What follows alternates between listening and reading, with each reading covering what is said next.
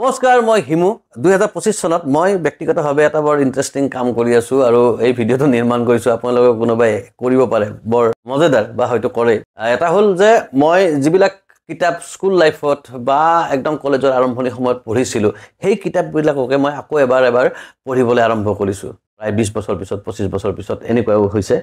আৰু এনেকুৱা কিছুমান সিনেমা চাবলৈ আৰম্ভ কৰিছো যিবোৰ সিনেমা হয়তো 15 বছৰ আগতে চাইছিলো 10 বছৰ আগতে চাইছিলো এনেকুৱা গান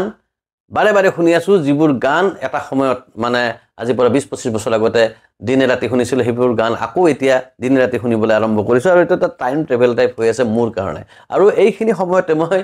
আৱিষ্কাৰ কৰিলো একদম সৰুতে পঢ়া এখন কিতাপ প্ৰিয় কিতাপ সিস্কিন মই আৰু বহুতো এখন মূলত ৰাছিয়ান উপন্যাস নিকোলাই নচভ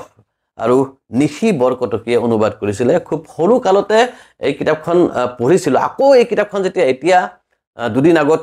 পঢ়ি হসাকে ৰোমাঞ্চিত হলো আৰু মোৰ কবলৈ মন গল হেউতিয়াবে বহু স্কুলৰ পৰীক্ষা শেষ হৈছে সেই স্কুলৰ ল'ৰা ছোৱালী সকললৈ হয়তো এতিয়া আজৰি সময় পাইছে তেওঁলোককো অনুৰোধ কৰিম বিশেষকৈ অভিভাৱক সকলক কৈছো যে আপোনালোকে তেওঁলোকক অসম প্ৰকাশন পৰিষদে প্ৰকাশ কৰা এই কিতাপখন নিশ্চিতভাৱে পঢ়িবলৈ দিয়ক মই কৈছো যে এই শৈশৱ কালটোক আৰু বেছি মধুৰ কৰি তুলিব এই স্কুলীয়া জীৱনটো আৰু বেছি মধুৰ কৰি তুলিব তেওঁলোকৰ এক বিশেষ ধৰণৰ শিক্ষা এক বিশেষ ধৰণৰ আসলতে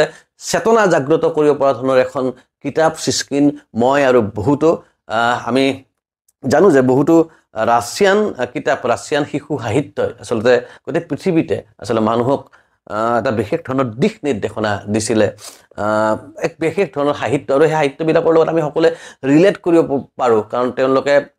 যি ধৰণে ৰচনা কৰিছিলে বা যি ধৰণে অনুবাদ কৰা হৈছে এয়া আমাক তাৰ মানে দূৰ দেশৰ কিবা কথা তেনেকুৱা ধৰণৰ নালাগে মই ভাবো যে প্ৰতিজন ছাত্ৰ ছাত্ৰীয়ে নিজৰ শৈশৱ কালত স্কুলীয়া জীৱনত এই কিতাপখন নিশ্চিতভাৱে পঢ়াটো উচিত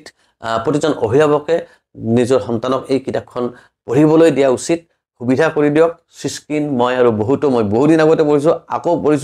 আকৌ বেছি উৎসাহিত উঠিছো আৰু আকৌ বেছি জোৰ দি আসলে সকলোকে ক'বলৈ মন গৈছে যে পঢ়ক সিস্কিন মই আৰু বহুতো অসম প্ৰকাশন পৰিষদৰ দ্বাৰা প্ৰকাশিত এখন উপন্যাস ধন্যবাদ